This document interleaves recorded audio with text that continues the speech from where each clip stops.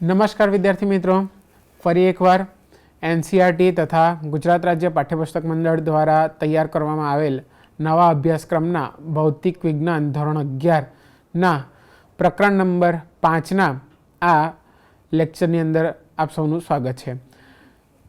છેલ્લા લેક્ચરની અંદર આપણે જોયું કે ગતિ જે થાય છે એ ગતિ ઉપર અસર કરતા પરિબળો કેવા હોય અથવા તો ગતિમાં ફેરફાર કેવી રીતે કરી શકાય એના માટે એરિસ્ટોટલનું તારણ અને એનું ખંડન કરતું આપણે ગેલિલિયોનું તારણ જોયું. ત્યારબાદ ગેલિલિયો દ્વારા જે જડત્વના ગુણધર્મની વાત કરવામાં આવી કે જડત્વ એટલે શું, તો પદાર્થને પોતાની સ્થિતિ જાળવી રાખવા માટે જે પદાર્થનો ગુણધર્મ જે ખરો એને આપણે જડત્વ તરીકે જોયું. ત્યારબાદ આપણે ન્યૂટનના ગતિના નિયમોની વાત કરી તો કે ભાઈ ગેલિલિયોએ જે યંત્રશાસ્ત્રના નિયમો આપ્યા એની મદદથી સૌપ્રથમ ન્યૂટન દ્વારા ગતિના 3 નિયમો આપવામાં આવ્યા અને એમાંનો પહેલો નિયમ, ન્યૂટનના ગતિનો પહેલો નિયમ એટલે કે જ્યાં સુધી પદાર્થ પર કોઈ બાહ્ય બળ લગાડવામાં ન આવે ત્યાં સુધી સ્થિર પદાર્થ સ્થિર રહે છે અને ગતિમાન પદાર્થ પોતાની અચળ વેગી ગતિ ચાલુ રાખે છે. ન્યૂટનના ગતિના પહેલા નિયમ પરથી આપણે એ પણ તારણ મેળવ્યું કે જ્યાં સુધી પદાર્થ પર લાગેલ કુલ બાહ્યબળ, કુલ પરિણામી બાહ્યબળનું મૂલ્ય 0 થતું હોય તો તેવા સંજોગોમાં તે પદાર્થની અંદર ઉદ્ભવતા પ્રવેગનું મૂલ્ય પણ 0 થાય છે અને જો આ પરિણામી બાહ્યબળનું મૂલ્ય 0 ન થાય તો એ પદાર્થ પ્રવેગી અથવા પ્રતિપ્રવેગી ગતિ કરે છે એટલે કે એને કોઈક અશૂન્ય પ્રવેગ હશે એવું આપણે જોયું. ત્યાર પછી આપણે વેગમાનની વાત કરી. વેગમાન એટલે શું, તો ગતિ પર બળની અસરકારકતા જેને આપણે કહીએ છીએ વેગમાન. વેગમાન એ પદાર્થના દળ અને પદાર્થના વેગના ગુણાકારના સ્વરૂપમાં આપવામાં આવે છે. વેગમાન એ ગતિ પર બળની અસરકારકતા દર્શાવે છે. ત્યારબાદ ગતિ પર બીજી કઈ કઈ અસરો થાય છે અથવા તો વેગમાન એ કઈ કઈ રીતે બદલી શકાય અથવા તો વેગમાન પર અસર કરતા પરિબળોની વાત કરીએ તો વેગમાન ઉપર 3 મુખ્ય પરિબળો અસર કરે છે. પહેલું પરિબળ છે પદાર્થનું દળ. ભારે પદાર્થનું વેગમાન વધારે હોય, હલકા પદાર્થનું વેગમાન ઓછું હોય તેવા સંજોગોમાં ભારે પદાર્થને ખસેડવા માટે વધારે બળ લગાડવું પડે છે અને હલકા પદાર્થને ખસેડવા માટે ઓછું બળ લગાડવું પડે છે. ઉપરાંત આપણે જોયું કે વેગમાન ઉપર અસર કરતા બીજા પરિબળોમાં છે પદાર્થનો વેગ.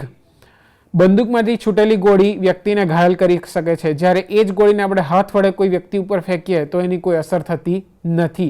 એટલે કે જો વેગ વધારે હોય તો તેવા સંજોગોમાં પણ પદાર્થના જે વેગમાન જે ખરી એની અસરકારકતા આપણને જોવા મળે છે.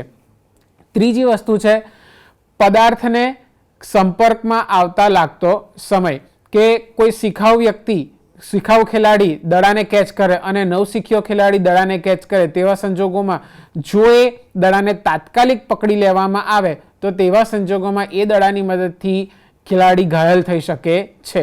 એટલે કે જો એ સંપર્ક સમય વધારવામાં આવે તો તેવા સંજોગોમાં એ ગતિની અસરકારકતા જે ખરી એને આપણે ઘટાડી શકીએ છીએ.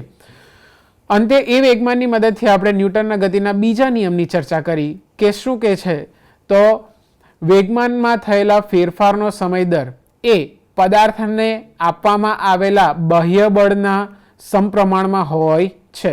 એટલે કે F is directly proportional two dp/dt એવું આપણે જોયું અને એ સૂત્રની મદદથી આપણે પદાર્થના પ્રવેગ અને એની પર લગાડેલ બળ વચ્ચેનું સૂત્ર F = ma સાબિત કર્યું. અને ત્યારબાદ આપણે કેટલાક વ્યવહારિક ઉદાહરણો જોતા હતા ન્યૂટનના ગતિના બીજા નિયમ પરથી. આગળ વધીએ ઉદાહરણ તરફ. નેક્સ્ટ ઉદાહરણ આવે છે, નીચેના દરેક કિસ્સામાં 0.1 કિલોગ્રામ દળ ધરાવતા એક પથ્થર પર લાગતા બળનું માન અને દિશા જણાવો. મિત્રો, આગળ મેં વાત કરી તેમ એનસીઆરટીના નવા અભ્યાસક્રમ એ તમને વ્યવહારમાં ભૌતિક વિજ્ઞાનનો ઉપયોગ કરતા શીખવી શકે એવો અભ્યાસક્રમ છે. અહીં આપણે જોઈશું કે જેટલા પણ ઉદાહરણો આપણે જોઈએ છે, એક્ઝામ્પલ્સ જોઈએ છે, એ હંમેશા વ્યવહારિક ઉદાહરણો હશે. તો શું કીધેલું છે, તો નીચેના દરેક કિસ્સામાં 0.1 કિલોગ્રામ દળના, એટલે અહીં તમારી પાસે એક પદાર્થ આપી દીધેલો છે કે જેનું દળ છે m = 0.1 કિલોગ્રામ. આ 0.1 કિલોગ્રામ દળના પદાર્થને જુદી જુદી પરિસ્થિતિઓની વાત કરેલી છે. સૌ પ્રથમ પરિસ્થિતિ છે સ્થિર રહેલી ટ્રેનની બારીમાંથી તેને પડવા દીધા પછી તરત શું કરવામાં આવે છે? તો કે ભાઈ એક ટ્રેન છે, ટ્રેનની અંદરથી આ અમુક પદાર્થને નીચે ફેંકવામાં આવે છે. ટ્રેન સ્થિર છે માટે વેગ 0 હશે અને તેવી જ રીતે પદાર્થનો વેગ પણ 0 થશે. તો તેવા સંજોગોમાં આ પદાર્થ મુક્ત પતન પામે છે અને મુક્ત પતન પામતો આ પદાર્થ ઉપર માત્ર ને માત્ર એનું વજન બળ mg લાગશે. તો એના ઉપરથી એની ઉપર લાગતું બળ F આપણને મળશે m × A m બરાબર 0.1 કિલોગ્રામ ગુણ્યા સરળતા ખાતર આપણે પ્રવેગનું મૂલ્ય લઈ લઈએ 10, તો આપણને 1 ન્યૂટન બળ આપણને મળે છે 1 ન્યૂટન. ક્યારે? જ્યારે એને ટ્રેનમાંથી મુક્ત પતન કરાવવામાં આવે છે ત્યારે. નેક્સ્ટ બીજો જે કિસ્સો છે આપણી પાસે 36 કિલોમીટર પ્રતિ કલાકની અચળ ઝડપથી દોડતી ટ્રેનની બારીમાંથી તેને પડવા દીધા પછી તરત. મિત્રો ખૂબ ધ્યાનથી આ વાક્યને જોઈએ. 36 કિલોમીટર પ્રતિ કલાકની અચળ ઝડપથી એટલે કે આપણને ટ્રેનનો વેગ આપી દીધેલો છે 36 કિલોમીટર પ્રતિ કલાક. 36 કિલોમીટર પ્રતિ કલાકની ઝડપથી ગતિ કરતી જે ટ્રેન છે ખરી એ ટ્રેન ની બારીમાંથી એને પડતો મૂકવામાં આવે છે. હવે મિત્રો અહીં જુઓ, ટ્રેન 36 કિલોમીટર પ્રતિ કલાકના વેગથી ગતિ કરે છે ખરી, પણ એ વેગ કેવો છે? અચળ વેગ. તો પરિણામ સ્વરૂપ ટ્રેનમાં રહેલા આ દડા ઉપર કોઈ પણ પ્રકારનું બાહ્ય બળ લાગતું હશે નહીં. એની ઉપર લાગતા બધા બળોના મૂલ્ય કેવા હશે? 0 હશે. અને તેવા સંજોગોમાં ફરી એકવાર એની ઉપર માત્ર ને માત્ર એનું વજન બળ mg લાગુ પડતું હશે અને બળનું મૂલ્ય આપણને મળશે 1 ન્યૂટન. નેક્સ્ટ ત્રીજો કિસ્સો છે 1 મીટર પ્રતિ સેકન્ડ સ્ક્વેર થી પ્રવેગિત થતી ટ્રેનની બારીમાંથી તેને પડવા દીધા પછી તરત. શું કીધેલું છે? જ્યારે 1 મીટર પ્રતિ સેકન્ડ સ્ક્વેરના પ્રવેગથી ગતિ કરતી ટ્રેનમાંથી પડે છે ત્યારે નહીં, પણ પડવા દીધા પછી તરત. એક વખત દડો ટ્રેનની બહાર પડી જાય, બહાર નીકળી આવે, ત્યારબાદ એને ટ્રેનની ગતિ સાથે કોઈ પણ લેવા દેવા નથી. અને આપણે જાણીએ છીએ કે ન્યૂટનના ગતિના નિયમોમાં ગતિનો બીજો નિયમ એ તાત્ક્ષણિક એટલે કે પદાર્થની તે સમયની પરિસ્થિતિ ઉપર આધાર રાખે છે. એટલે કે ભલે ટ્રેન પ્રવેગિત હોય પરંતુ આ દડા ઉપર માત્ર ને માત્ર એનું વજન બળ mg લાગતું હશે અને તેવા સંજોગોમાં ફરી આપણને માત્ર ને માત્ર એની પર લાગતું બળ મળશે 1 ન્યૂટન. અને છેલ્લો કિસ્સો છે 1 મીટર પ્રતિ સેકન્ડ સ્ક્વેરથી પ્રવેગિત થતી ટ્રેનના તળિયા પર ટ્રેનની સાપેક્ષે સ્થિર રહેલ હોય ત્યારે એટલે કે હવે જે આપણો પદાર્થ જે ખરો એ 1 મીટર પ્રતિ સેકન્ડ સ્ક્વેરથી પ્રવેગિત થતી ટ્રેનના તળિયા પર ટ્રેનની સાપેક્ષ સ્થિર છે. એટલે કે ટ્રેન ગતિ કરે છે પરંતુ ટ્રેનની અંદર એ પદાર્થ સ્થિર છે એમ કહેલું છે. તો તેવા સંજોગોમાં બહુ આપણો સામાન્ય અનુભવ છે કે જો આપણે ટ્રેનની અંદર ઊભા હોઈએ તો આપણે પણ ટ્રેનની સાથે ટ્રેનના જેટલા જ વેગથી ગતિ કરીએ છીએ. એનો મતલબ એમ કે હવે આ કિસ્સામાં જો ટ્રેન જે તરફ ગતિ કરતી હશે તે જ તરફ પદાર્થ પણ 1 મીટર પ્રતિ સેકન્ડ સ્ક્વેરના પ્રવેગથી ગતિ કરતો હશે અને તેવા સંજોગોમાં એની ઉપર લાગતું બળ જે ખરું F અગેન ma પરથી આપણને મળશે 1 ન્યૂટન. અહીં ખાસ મિત્રો ધ્યાનમાં રાખવાનું છે કે આપણને જે પ્રવેગ આપવામાં આવેલો છે પ્રવેગ 1 બરાબર 1 મીટર પ્રતિ સેકન્ડ સ્ક્વેર પ્રવેગ છે, તો તેવા સંજોગોમાં m બરાબર 0.1 અને a બરાબર 1 લેતા આપણને પ્રવેગનું બળનું મૂલ્ય મળશે 0.1 ન્યૂટન. કઈ દિશામાં? તો કે ભાઈ જે તરફ ટ્રેન ગતિ કરતી હશે તે દિશામાં.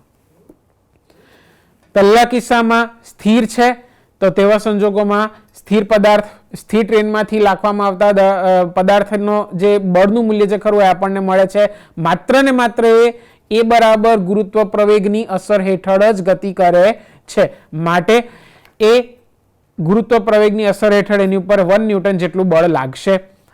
જ્યારે ટ્રેન 36 કિલોમીટર પ્રતિ કલાકની અચળ ઝડપથી ગતિ કરતો હશે તેવા સંજોગોમાં પણ પદાર્થ પર માત્ર ને માત્ર ગુરુત્વાકર્ષણ બળ લાગશે અને એ વજન બળની અસર હેઠળ 1 ન્યૂટન જેટલું એની ઉપર બળ લાગશે. નેક્સ્ટ કિસ્સાની અંદર જ્યારે ટ્રેન ગતિ કરતી હોય અને 1 મીટર પ્રતિ સેકન્ડ સ્ક્વેર ના પ્રવેગથી ગતિ કરતી હોય અને બારીમાંથી બહાર પડ્યા બાદ તરતની ક્ષણે, એટલે કે ટ્રેન સાથે એ દડાને કોઈ સંબંધ રહેતો નથી તેવા સંજોગોમાં પણ માત્ર ને માત્ર એની ઉપર વજન બળ mg લાગે છે. અને છેલ્લે 1 મીટર પ્રતિ સેકન્ડ સ્ક્વેરના પ્રવેગથી ગતિ કરતી ટ્રેનમાં ટ્રેનના તળિયે ટ્રેનને સાપેક્ષ સ્થિર હોય એવા દડાના સંદર્ભમાં વાત કરીએ તો તેવા સંજોગોમાં એ પદાર્થ એ ટ્રેનના પ્રવેગની સાથે જ ટ્રેનની દિશામાં ગતિ કરશે. મિત્રો, અહીં આપણે જોયું કે એક વ્યવહારિક ઉદાહરણ છે, પરંતુ જુદા જુદા કિસ્સામાં અને જુદી જુદી પરિસ્થિતિઓમાં એ પદાર્થ પર કેવી અસર થાય છે એ આપણે જોઈ શકીએ. આગળ વધીએ. આઘાત. ન્યૂટનના ગતિનો ત્રીજો નિયમ જોતા પહેલા આઘાતને સમજવો ખૂબ જરૂરી છે. મિત્રો, આઘાત એટલે ધોરણ 12 વિજ્ઞાન પ્રવાહનું તમારા ધોરણ 10 નું રિઝલ્ટ આવવાનું હોય ને આગલા દિવસે એમ કહેવામાં આવે કે ભાઈ ગણિતનું પેપર બહુ ખરાબ તપાસેલું છે અને બહુ ઓછું રિઝલ્ટ આવવાનું, ત્યારે જે તમને લાગે એના આઘાત. પરંતુ ભૌતિક વિજ્ઞાનની અંદર આ આઘાત કંઈક અલગ સ્વરૂપમાં આપણને જોવા મળે છે. જ્યારે કોઈ પદાર્થ ખૂબ મોટા મૂલ્યના બળની સાથે ખૂબ ઓછા સમય માટે કોઈ બીજા પદાર્થના સંપર્કમાં આવે ત્યારે એ મોટા મૂલ્યના બળની અસર હેઠળ એ પદાર્થ પર પ્રતિબળ લાગે છે. એ પદાર્થ ઉપર પ્રતિબળ લાગે છે, જેને આપણે કહીએ છીએ આઘાત અથવા તો બળનો આઘાત. શું કીધેલું છે? તો કેટલીક વાર ખૂબ મોટા મૂલ્યનું બળ ખૂબ ઓછા સમય માટે પદાર્થ પર લાગતા વેગમાનમાં મોટો ફેરફાર જોવા મળે છે.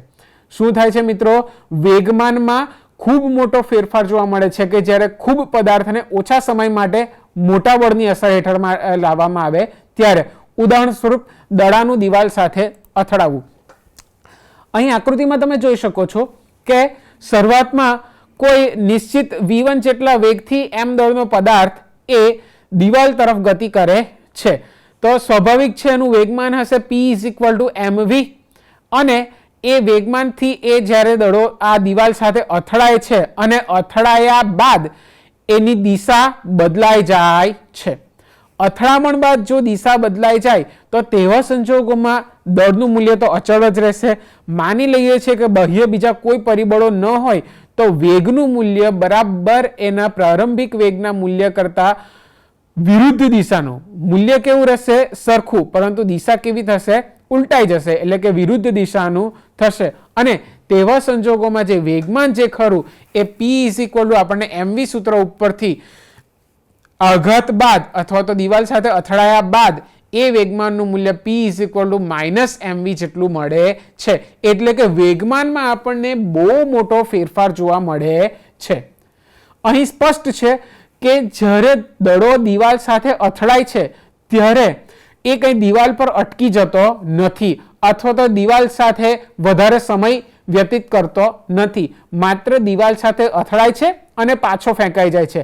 આ જે સમય જે ખરો એ ખૂબ સૂક્ષ્મ સમય હોય એવા સંજોગોમાં લાગેલું બળ અને એ સમય બંનેનું સાથે સચોટ માપન કરી શકાતું નથી. એટલે કે બળ અને સમયનું સચોટ માપન કરવું મુશ્કેલ છે, પરંતુ બળ અને સમયનો ગુણાકાર એ વેગમાનનો ફેરફાર સરળતાથી માપી શકાય છે. શું કહ્યું છે જોઈએ આપણે. આપણી પાસે સૂત્ર છે F = ΔP/ΔT.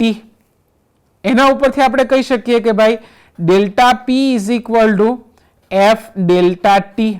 અહીં F એ લાગુ પાડેલ બળ અને ΔT એ સમય છે. ચાલો, ΔP એટલે વેગમાનમાં થયેલો ફેરફાર. વેગમાનમાં થયેલો ફેરફાર એટલે કે P2 - P1. P2 - P1 કઈ રીતે આપણે લઈએ? તો કે ભાઈ P2 - P1 પ્રારંભિક વેગમાન અને અંતિમ વેગમાન. જો પદાર્થનો પ્રારંભિક વેગ v1 હોય અને અંતિમ વેગ v2 હોય તો mv2 minus mv1 is equal two આપણને મળશે f ડેલ્ટા ટી. જુઓ અહીં જમણી તરફની ભૌતિક રાશિ જે ખરી f અને સૂક્ષ્મ સમયગાળો ડેલ્ટા ટી એનું માપન કરવું મુશ્કેલ છે, પરંતુ ડાબી તરફની જે ભૌતિક રાશિ જે ખરી mv2 માઇનસ mv1 એને આપણે ખૂબ જ સરળતાથી માપી શકીએ છીએ. માટે આપણા કિસ્સામાં શું થશે તો આઘાત જે ખરો એટલે કે બળ અને સમયનો ગુણાકાર, આઘાત જે ખરો એ બળ અને સમયનો ગુણાકાર જે ખરો એ ખૂબ જ સૂક્ષ્મ હોવા છતાં પણ એનું મૂલ્ય આપણે વેગમાનના ફેરફારના સ્વરૂપમાં માપી શકીશું. એટલે આઘાતને આપણે બળ અને સમયના ગુણાકાર સ્વરૂપમાં આપીએ છીએ, જેને આપણે વેગમાનનો ફેરફાર પણ કહીએ છીએ. ટૂંકમાં આઘાત એટલે શું તો કે જ્યારે પદાર્થ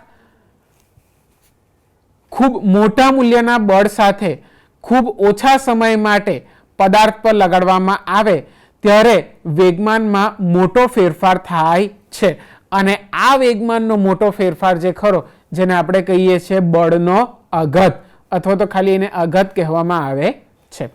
આ આઘાતની મદદથી આપણે ન્યૂટનના ગતિના ત્રીજા નિયમની વાત કરીએ. ન્યૂટનના ગતિનો ત્રીજો નિયમ. ત્રીજો નિયમ શું કહે છે તો કે ભાઈ ન્યૂટનના ગતિનો બીજો નિયમ એ બળ અને પ્રવેગ વચ્ચેનો સંબંધ આપે છે, પરંતુ આ બાહ્ય બળ ક્યાંથી ઉદ્ભવે છે એની કોઈ ચર્ચા કરતું નથી. આપણે જોયું કે પહેલા નિયમમાં માત્ર બળની વ્યાખ્યા આપે છે, બીજા નિયમની અંદર માત્ર ને માત્ર એનું સૂત્ર આપી દીધું F is equal two ma, એટલે કે બળ અને પ્રવેગ વચ્ચેનો સંબંધ આપે છે, પરંતુ આ બળ ક્યાંથી ઉદ્ભવે છે એની કોઈ ચર્ચા કરવામાં આવી નથી. તો એનો જવાબ આપણને મળશે કે પદાર્થ પર બાહ્ય બળ હંમેશા બીજા પદાર્થને કારણે ઉદ્ભવે છે. મિત્રો ખૂબ જ ઇન્ટરેસ્ટિંગ વસ્તુ છે કે તમે કોઈ પદાર્થ ઉપર બળ લગાડો તો એ બળ આવે ક્યાંથી તો તમે જે પદાર્થ ઉપર બળ લગાડતા હોય એ પદાર્થમાંથી જ એ તમને બળ મળે છે. એટલે એનું જનરલી આપણને ખબર પડતી નથી. જેમ કે આ પેનની વાત કરું, આ પેન ઉપર હું બળ લગાડું તો એ પેન મને બળ લગાડે છે કે હું પેનને બળ લગાડું છું એ આપણે નિશ્ચિત કરી શકતા નથી. પરંતુ એની જગ્યાએ જો સ્પ્રિંગ લેવામાં આવે તો સ્પ્રિંગને દબાવતા તમને સ્પષ્ટપણે ખ્યાલ આવશે કે સ્પ્રિંગ એ તમને પાછો ધક્કો મારે છે.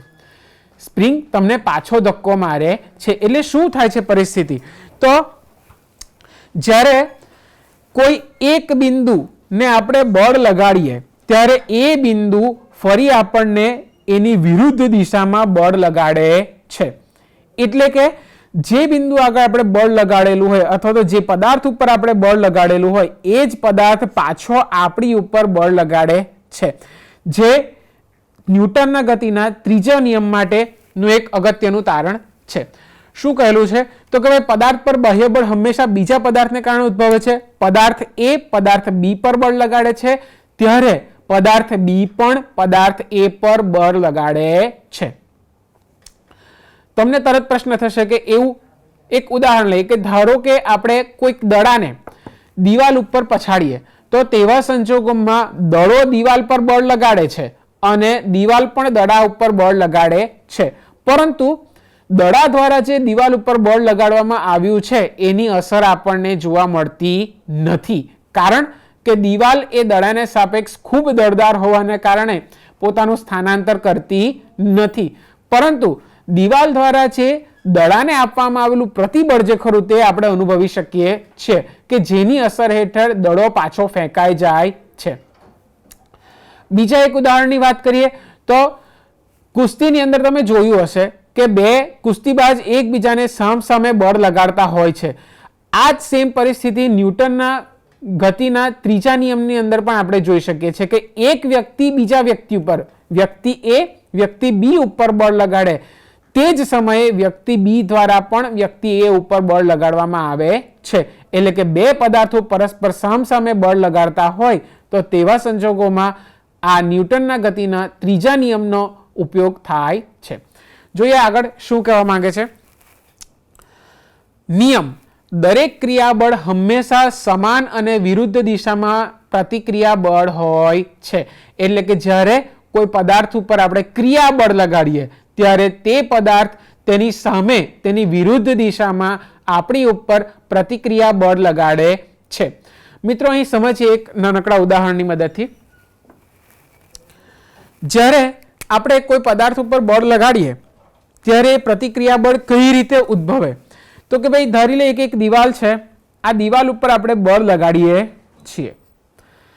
તો જેવું આપણા દ્વારા આ દિવાલને સ્પર્શ કરવામાં આવશે, જેવો આપણે આ દિવાલના સંપર્કમાં આવીશું, તાત્કાલિક દિવાલ પણ આપણે લગાડેલા બળની વિરુદ્ધ દિશામાં પ્રતિક્રિયા બળ આપે છે. એક સિમ્પલ એક્શન એન્ડ રિએક્શન. તમે કોઈક વ્યક્તિને કંઈક કહો અને એ વ્યક્તિ તમને પાછો રિપ્લાય આપે, એને આપણે શું કહીએ છીએ? મેં કંઈક કહ્યું એ એક્શન, અને એ રિપ્લાય આપે એને રિએક્શન કહેવાય. તો અહીં પણ આપણા દ્વારા આપવામાં આવેલું એક્શન ની અસર હેઠળ પેલો પદાર્થ જે ખરો એ પદાર્થ એની વિરુદ્ધ દિશામાં રિએક્શન આપે છે. માટે એક ક્રિયાબળ તો તેની વિરુદ્ધ દિશામાં આપણને પ્રતિક્રિયા બળ મળે છે. નેક્સ્ટ, તો જે ન્યૂટનના ગતિનો ત્રીજો નિયમ છે એ ત્રીજા નિયમનું તારણ શું નીકળે છે? મિત્રો ખૂબ જ રસપ્રદ અને ઇન્ટરેસ્ટિંગ તારણ નીકળે છે. નિયમ એકદમ સિમ્પલ છે કે આઘાત અને પ્રત્યાઘાત સમાન મૂલ્યના અને પરસ્પર વિરુદ્ધ દિશામાં હોય છે. એટલે કે ક્રિયાબળ અને પ્રતિક્રિયા બળ હંમેશા એકબીજાની વિરુદ્ધ દિશામાં હોય છે અને સમાન મૂલ્યના હોય છે. બળો હંમેશા જોડમાં જ લાગે છે. એ પદાર્થ બી વડે લાગતું બળ અને બી પદાર્થ પર એ વડે લાગતા બળ જેટલું જ અને વિરુદ્ધ દિશામાં હોય છે. મિત્રો ફરી એકવાર એક નવીનતમ વસ્તુ જાણવા મળી. શું કહ્યું છે આપણને? તો કે ભાઈ કોઈ પણ બળ બ્રહ્માંડની અંદર કોઈ પણ બળનું મૂલ્ય એ હંમેશા જોડમાં ઉત્પન્ન થાય. કોઈ પણ દિવસ એકલું અટુલું સ્વતંત્ર એકાકી બળ જોવા મળતું નથી.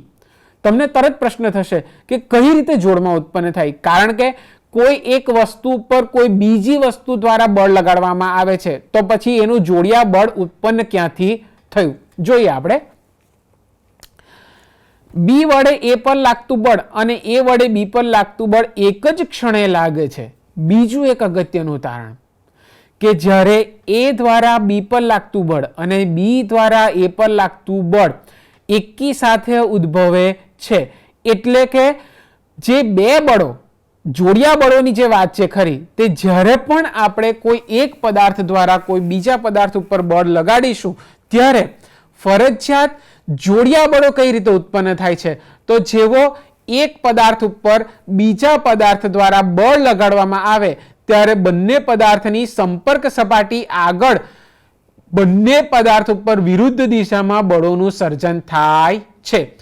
હા, પછી એ બળની અસરકારકતાની જ્યાં વાત આવે તે જુદી જુદી હોઈ શકે. એટલે કે જ્યારે કોઈ ભારે પદાર્થને કોઈ હલકા પદાર્થના સંપર્કમાં લાવવામાં આવે ત્યારે ભારે પદાર્થ દ્વારા જો બળ લાગતું હશે તો એની અસરકારકતા હલકા પદાર્થ ઉપર જોવા મળશે, અને જો હલકો પદાર્થ એ ભારે પદાર્થની તરફ સંપર્કમાં આવશે તો તેવા સંજોગોમાં પણ એની અસરકારકતા હલકા પદાર્થ ઉપર વધારે જોવા મળે છે. નેક્સ્ટ આગળ જોઈશું તો કે આ જે તારણ જે ખરું એના ઉપરથી આપણે એટલું કહી શકીએ કે બે પદાર્થો ઉપર પરસ્પર વિરુદ્ધ દિશામાં લાગતા બળો જે ખરા એ હંમેશા જોડમાં ઉદ્ભવે છે. એટલે કે ક્રિયાબળ અને પ્રતિક્રિયાબળ બંને જુદા જુદા પદાર્થ પર લાગે છે. બીજું એક અગત્યનું તારણ, સામાન્ય રીતે આપણે એમ કહેતા હોઈએ કે જ્યારે કોઈ એક બિંદુ પર બળ લાગે, ટેબલ ટોપ ઉપર જોઈશું આપણે કે જ્યારે કોઈ એક બિંદુ ઉપર બળ લગાડવામાં આવે ત્યારે તે બિંદુ ઉપર સામસામેની તરફ લાગતા બળો જે ખરા એ કોઈ એક નિશ્ચિત કેન્દ્ર ઉપર કેન્દ્રિત થયેલા હોય છે. અહીં ન્યૂટનના ગતિના ત્રીજા નિયમની અંદર જે આપણે ક્રિયાબળ અને પ્રતિક્રિયા બળ લગાડવાની વાત કરેલી છે, તો એ અહીં જોઈએ. આપણે ધરી લઈએ છીએ કે આ એક બ્લોક છે, એ બ્લોક ઉપર આ એક દડા દ્વારા બળ લગાડવામાં આવે છે. તો જ્યારે આ દડો એ બ્લોકના સંપર્કમાં આવશે ત્યારે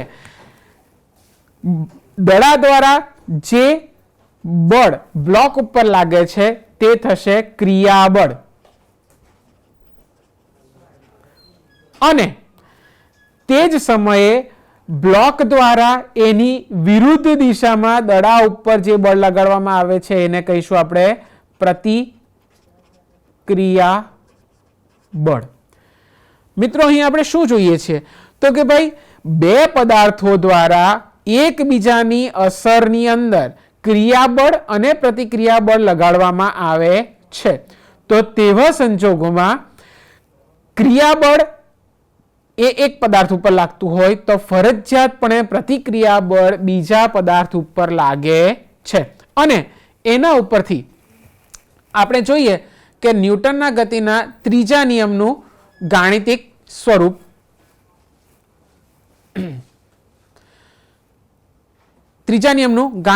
આપણને મળે છે. FAB એટલે કે પદાર્થ બી દ્વારા પદાર્થ એ પર લગાડવામાં આવેલું બળ બરાબર -FBA એટલે કે પદાર્થ એ દ્વારા પદાર્થ બી પર લગાડવામાં આવેલા બળના મૂલ્ય જેટલું જ, પરંતુ એની દિશા આપણને કેવી મળે છે? વિરુદ્ધ મળે છે. અહીં ખાસ મિત્રો એક વસ્તુ ધ્યાનમાં રાખવાની કે આપણને તારણ મળે છે FAB = FBA -FBA. તો તેવા સંજોગોમાં આપણે અહીં એવું ન લખી શકીએ કે FAB + FBA = 0. શા માટે એવું નહીં લખી શકીએ? તો જ્યારે આપણે પદાર્થ એ પર લાગતું બી દ્વારા જે બળ જે ખરું એની વાત કરીએ તે, અને પદાર્થ બી પર પદાર્થ એ પર લાગતા બળની વાત કરીએ એ બંને પદાર્થો બે જુદા જુદા પદાર્થો ઉપર, અહીં સ્પષ્ટ છે કે પદાર્થ એ પર બળ લાગે છે, જ્યારે અહીં સ્પષ્ટ થાય છે કે પદાર્થ બી પર બળ લાગે છે. એટલે કે આ બંને બળો કોઈ એક જ બિંદુ ઉપર લાગતા નથી. જો એક જ બિંદુ ઉપર લાગતા હોય તો આપણે એવું લખી શકીએ કે FAB + FBA = 0. પરંતુ અહીં એ વસ્તુ થતી નથી. અહીં આપણા આ બંને બળો જે ખરા એ જુદા જુદા પદાર્થ ઉપર લાગે છે. એટલે કે આપણે પરિણામી બળ જે ખરું એ પરિણામી બળનું મૂલ્ય 0 થાય છે એવું કહી શકીએ નહીં. મિત્રો ફરી એકવાર, નિયમ ખૂબ સરળ છે, પરંતુ એ નિયમની સમજણ જે ખરી એ ખૂબ ઊંડી છે. ન્યૂટનના ગતિનો ત્રીજો નિયમ શું કહે છે? તો કે ભાઈ આઘાત અને પ્રત્યાઘાત એટલે કે ક્રિયાબળ અને પ્રતિક્રિયાબળ પરસ્પર સમાન મૂલ્યના હોય છે અને વિરુદ્ધ દિશામાં હોય છે, પરંતુ એ બંને અલગ અલગ પદાર્થ ઉપર લાગે છે, પહેલી વાત. બીજું, બંને જોડમાં ઉદ્ભવે છે. ત્રીજું, જ્યારે આપણે બળ લગાડીએ છીએ ત્યારે જ એટલે કે તે જ ક્ષણે બંને એક જ સમયે ઉદ્ભવે છે, જેને આપણે કહે છે ન્યૂટનના ગતિનો ત્રીજો નિયમ. આગળ વધીએ.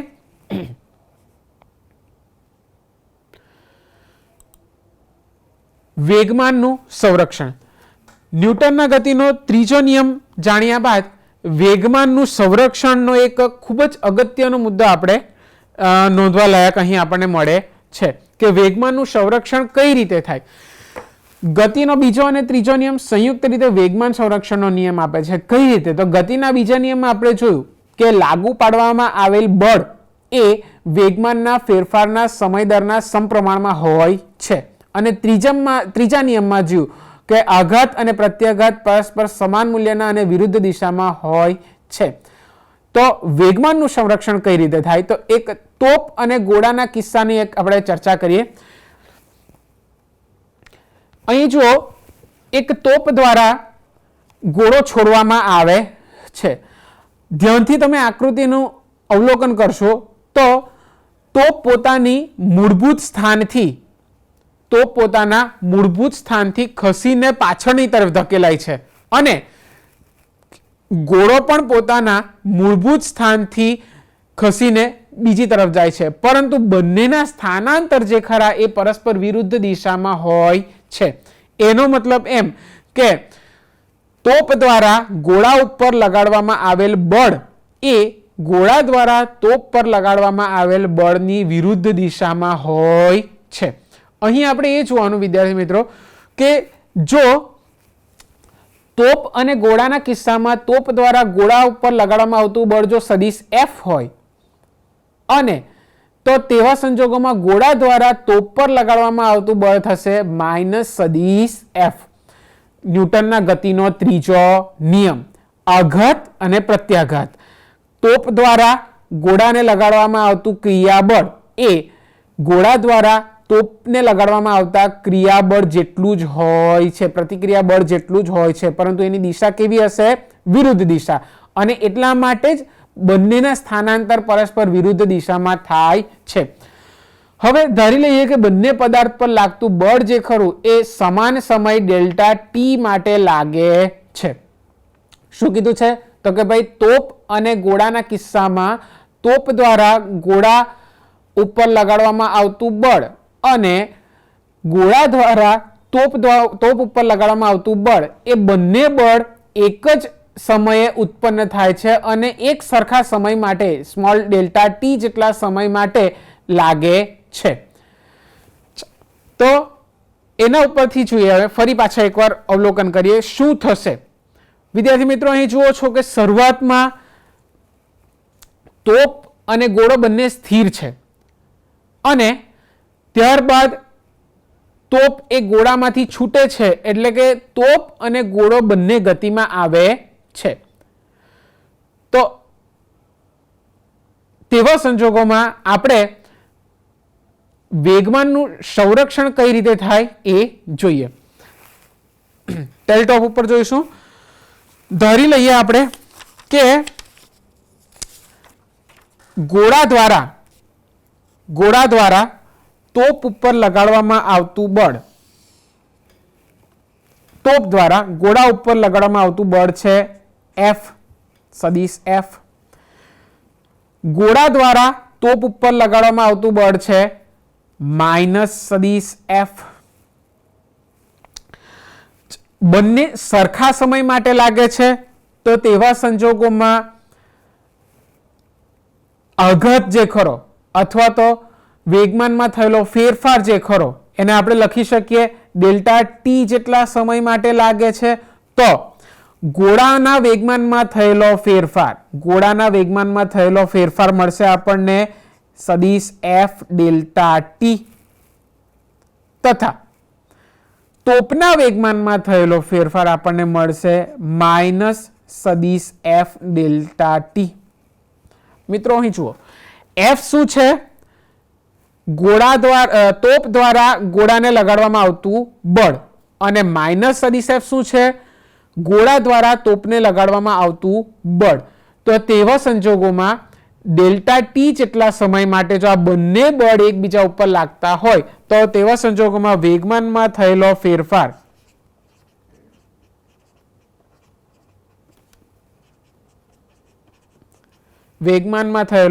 ફેરફાર આપણને ગોળાના વેગમાનમાં થયેલો ફેરફાર મળશે F ડેલ્ટા ટી અને તોપના વેગમાનમાં થયેલો ફેરફાર મળશે minus F delta T.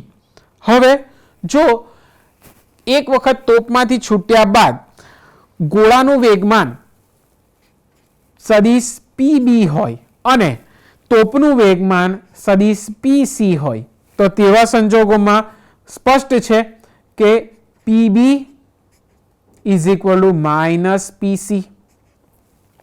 PB is equal two minus PC. પરિણામ સ્વરૂપ PB plus PC is equal two 0. થોડી ભૂતકાળની પરિસ્થિતિની વાત કરીએ તો કે જ્યારે પદાર્થ સ્થિર સ્થિતિમાં હશે, પીપીટી ઉપર જોઈશું, જ્યારે પદાર્થ સ્થિર સ્થિતિમાં હશે ત્યારે બંનેનો જે વેગ જે ખરો એ શૂન્ય હોય અને ત્યાર પછી બીજા કોઈ વેગથી પદાર્થો ગતિ કરવાની શરૂઆત કરે છે. એટલે કે પ્રારંભિક વેગ શૂન્ય હોય, સૂત્ર P = mv પરથી એમનું પ્રારંભિક વેગમાન પણ શૂન્ય બનશે. ફરીથી જોઈએ ટેબલ ટોપ ઉપર તો પ્રારંભમાં વેગ શૂન્ય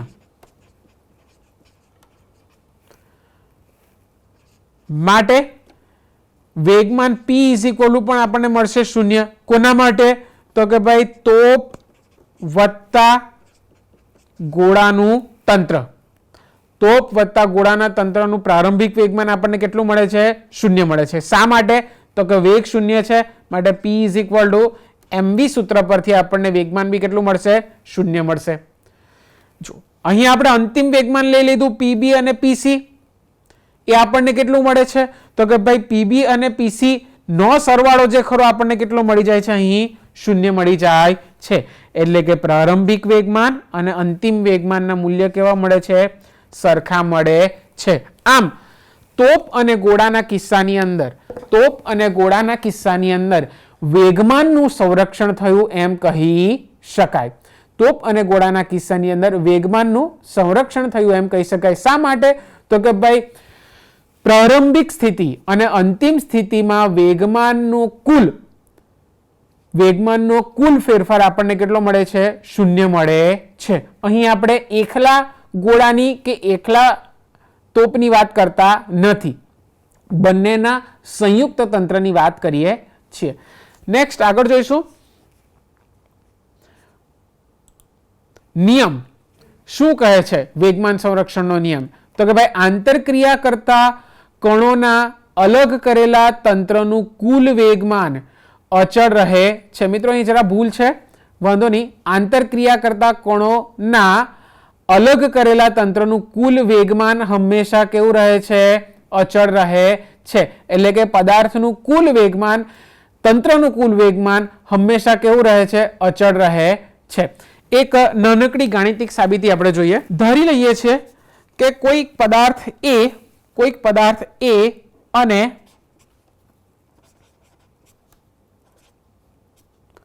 B માટે, પદાર્થ A નું પ્રારંભિક વેગમાન સદિશ PA, પદાર્થ B નું પ્રારંભિક વેગમાન સદિશ PB છે. આ આપણને શું છે? પ્રારંભિક વેગમાન. ત્યારબાદ આ બંને પદાર્થો એકબીજા સાથે સંઘાત અનુભવે છે, એટલે કે એકબીજા સાથે અથડાય છે. તેવા સંજોગોમાં A અને B પદાર્થના અંતિમ વેગમાન આપણને કંઈક મળે છે PA' અને PB'. આ આપણને મળે છે અંતિમ વેગમાન.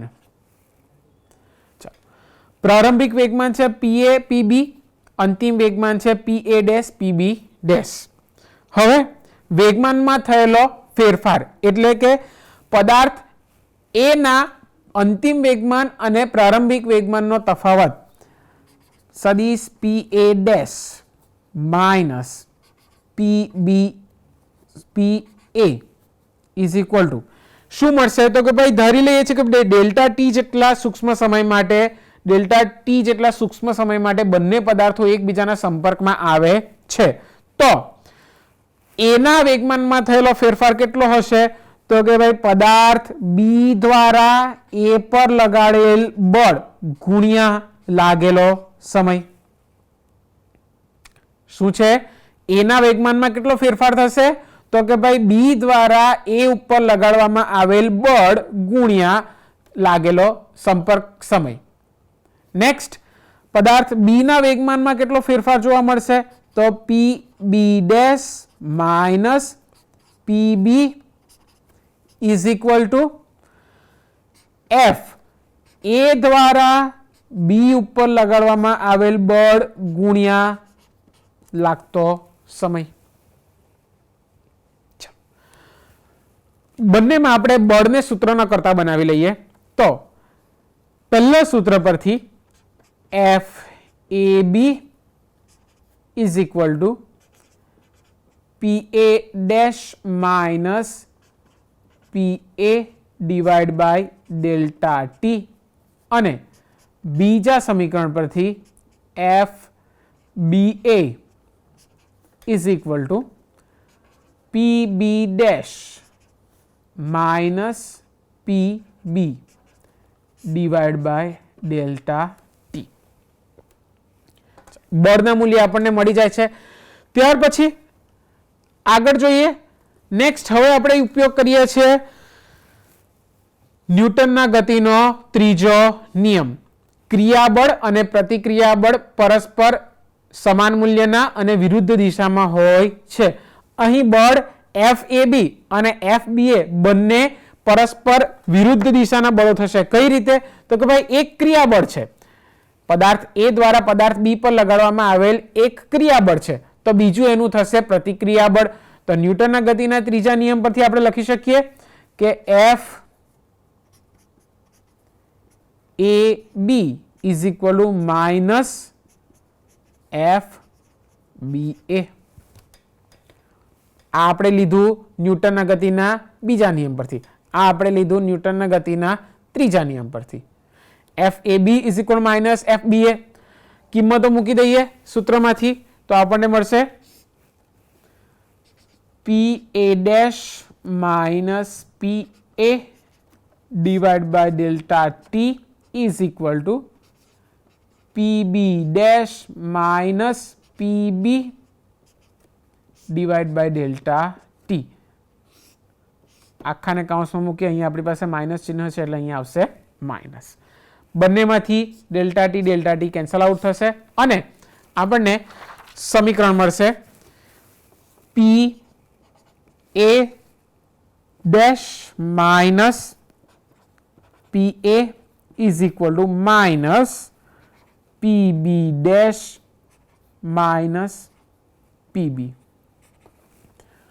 ફરીથી આપણે માઇનસને અંદર લઈ જતા PA dash minus PA is equal to PB minus PB dash. મિત્રો અહીં જુઓ PB ડેશ પહેલા છે એ પાછળ આવી જશે અને PB પાછળ છે એ આગળ આવી જાય છે. ફરીથી પ્રારંભિક સ્થિતિના વેગમાનોને એક તરફ લેતા અને અંતિમ સ્થિતિના વેગમાનોને એક લેતા અહીં આપણે આ PB ડેશને સામેની તરફ લઈ જઈશું અને PA ને બીજી તરફ લઈ જઈશું. તો PA dash plus PB dash is equal to PB dash plus PB. અહીં તમે જોઈ શકો છો કે પ્રારંભિક વેગમાનનો સરવાળો અને અંતિમ વેગમાનનો સરવાળો આપણને કેવો મળે છે? સરખો મળે છે. એટલે કે પદાર્થના PA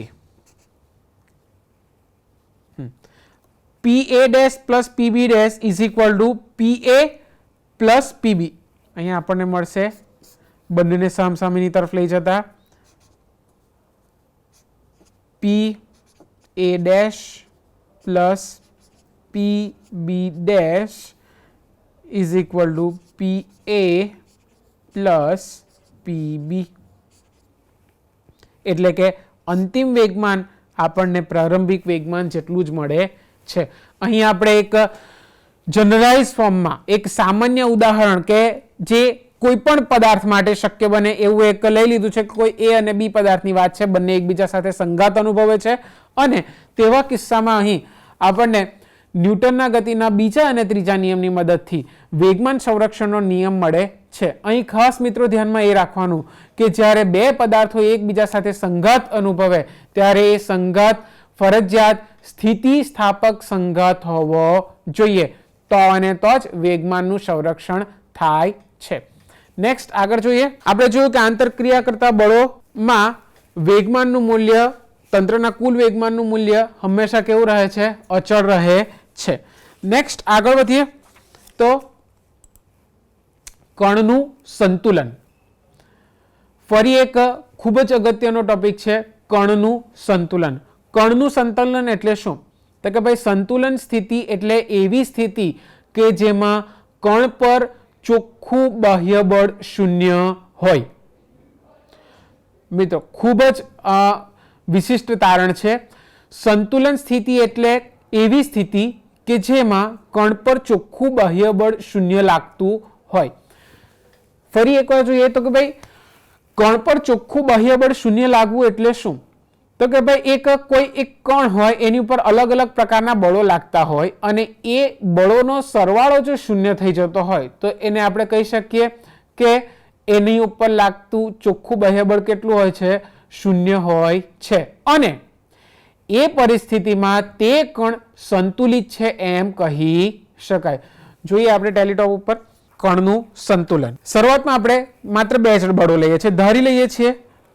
ધારી લઈએ કોઈ એક કણ ઉપર બળ F1 અને બળ F2 લાગે છે. કોઈ એક કણ ઉપર બળ F1 અને F2 લાગે છે.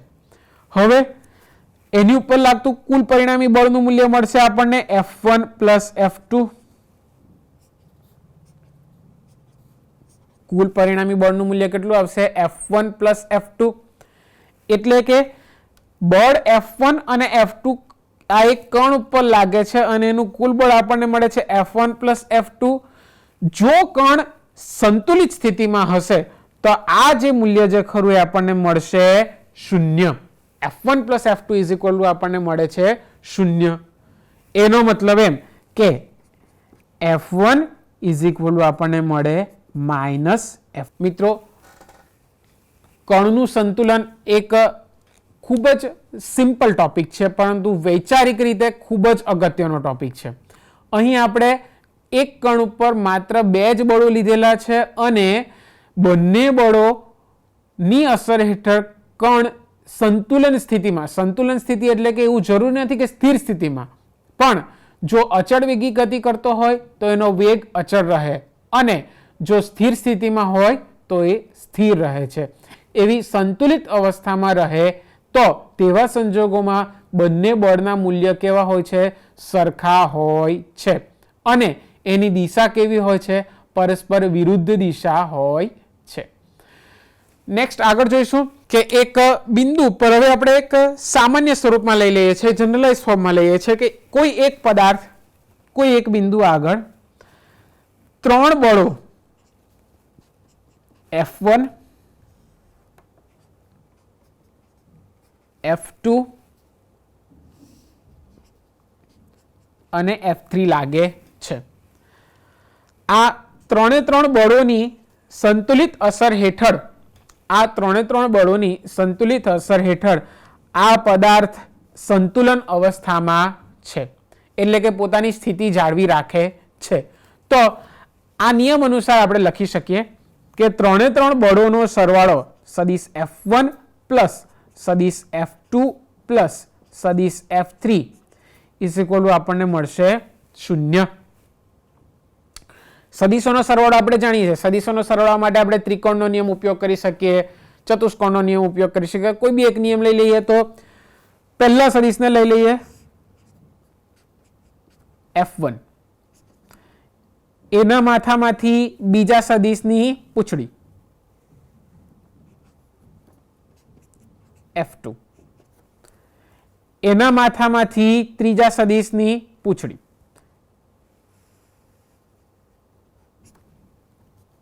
F3. અહીં તમે જોઈ શકો છો વિદ્યાર્થી મિત્રો કે F1, F2 અને F3 ત્રણે ત્રણના સરવાળાના મૂલ્યમાં આપણને શૂન્ય જોઈએ છે. એટલે કે જ્યારે આ ત્રિકોણ પૂર્ણ થશે ત્યારે છેલ્લા સદિશનું માથું એ પહેલા સદિશની પૂંછડી પાસે આવવું જોઈએ. કોઈ અન્ય સદિશ હોય, ધારો કે બે સદિશ હોય તો એનો સરવાળો સદિશ A પ્લસ સદિશ B ઇઝ ઇક્વલ ટુ આપણને આ રીતે સદિશ C મળે. બરાબર. અહીં પણ આકૃતિ એવી જ છે પરંતુ જે દિશા જે ખરી અહીં સરવાળા માટે આપણને દિશા જુદી મળે છે, જ્યારે અહીં આપણને સરવાળાની દિશા કેવી મળે છે? ઉલટી મળે છે. ચાર બળોની વાત કરી લઈએ. ચાર બળો માટે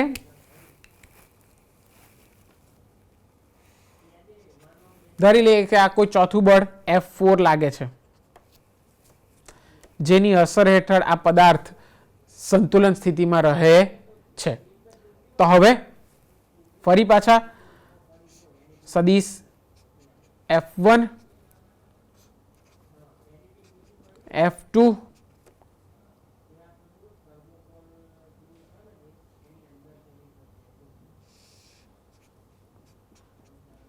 F3 અને ત્યારબાદ આપણને F4 ની દિશા જે ખરી એ મળે છે. અહીં મિત્રો જે આકૃતિ જે ખરી આપણે પ્રોપર સ્કેલથી નથી લેતા. જો આપણે સ્કેલથી લઈએ તો એનું જે પરિણામ સ્વરૂપ જે આપણને મૂલ્ય મળે એ હંમેશા કેવું મળે છે? શૂન્ય મળે છે. એટલે કે બધા બળોનો સરવાળો આપણને કેટલો મળે છે? શૂન્ય મળે છે. ધારી લઈએ કે આ બિંદુ ઉપર n અલગ અલગ બળો લાગે છે. n અલગ અલગ બળો લાગે છે. તો આ n અલગ અલગ બળો દ્વારા તૈયાર થયેલ એક બહિષ્કોણ આપણને મળશે અને એ બહિષ્કોણ ફરજિયાતપણે ક્યાં પૂર્ણ થતો હશે? તો કે ભાઈ પહેલા સદિશની પૂંછડી અને છેલ્લા સદિશનું માથું બંને એક જ સ્થાન ઉપર આવી જાય છે. આ એક ખાસ અગત્યનું તારણ છે. અને છેલ્લી વસ્તુ જોઈએ તો કે ભાઈ આ જે બળો જે ખરા F1 F2 અને F3 આ જે ત્રણે ત્રણ બળો જે ખરા એના ઘટકો તો કે ભાઈ x અક્ષની દિશાનો ઘટક F1x plus F2x plus F3x is equal two મળશે આપણને 0. F1y plus F2y plus F3y is equal two પણ આપણને મળશે 0. અને છેલ્લું F1z plus F2z plus F3z is equal two પણ આપણને મળશે 0. એટલે કે જ્યારે કોઈ પદાર્થ સંતુલન સ્થિતિમાં હોય ત્યારે તેની ઉપર લાગેલ તમામે તમામ બળોનો સરવાળાનું મૂલ્ય તો 0 મળે જ છે. એની સાથે સાથે એ તમામે તમામ બળોના ઘટકોના સરવાળાના મૂલ્ય પણ આપણને મળશે 0. એટલે કે એક જ દિશામાં આવેલા એ ત્રણે ત્રણ બળોના ઘટકોનો સરવાળો મળશે 0. એવી જ રીતે બીજી કોઈ દિશામાં એટલે કે એ સિવાયની દિશાની અંદર આવેલા ત્રણે ત્રણ ઘટકોનો સરવાળો પણ આપણને મળશે 0. જેને આપણે કહે છે કણોનું સંતુલન. વિદ્યાર્થી મિત્રો, આજે બસ આટલું જ અહીં આપણે જોઈએ છીએ કે અત્યાર સુધીમાં આપણે ન્યૂટનના ગતિના ત્રીજા નિયમની ચર્ચા કરી, આઘાત અને પ્રત્યાઘાતની વાત કરી, બંને સમાન મૂલ્યના પરસ્પર વિરુદ્ધ દિશાના હોય છે. ઉપરાંત એ આઘાત અને પ્રત્યાઘાત જે ખરા એ જોડીમાં ઉદ્ભવે છે, એ એક જ સમયે ઉદ્ભવે છે. બીજા અને ત્રીજા નિયમની મદદથી આપણે વેગમાન સંરક્ષણનો નિયમ જોયો. વેગમાન સંરક્ષણનો નિયમ શું કહેવા માંગે છે? તો કે અલગ કરેલા તંત્ર માટે, કણોના બનેલા તંત્રનું અલગ કરેલા તંત્ર માટે કુલ પરિણામી વેગમાનનું મૂલ્ય હંમેશા અચળ હોય છે. તોપ અને ગોળાના ઉદાહરણની મદદથી આપણે પહેલા એક પ્રાયોગિક સાબિતી મેળવી અને ત્યારબાદ સૈદ્ધાંતિક સાબિતીની મદદથી આપણે જોયું કે તંત્રનું પ્રારંભિક અને અંતિમ વેગમાનનું મૂલ્ય આપણને સરખું મળે છે. અને છેલ્લે કણનું સંતુલન એટલે કે કણની સંતુલિત અવસ્થાની વાત કરી કે જેમાં કણ જ્યારે સંતુલન સ્થિતિમાં હોય તેવા સંજોગોમાં તેની ઉપર લાગતા પરિણામી બળના મૂલ્ય હંમેશા 0 રહે છે. એટલે કે પરિણામી બળનું મૂલ્ય બધા બળોનો સરવાળો હંમેશા કેટલો થાય છે? 0 થાય છે. અને સાથે સાથે એના એક જ દિશામાં આવેલા ઘટકોના મૂલ્યનો પણ સરવાળો 0 થાય છે. આભાર.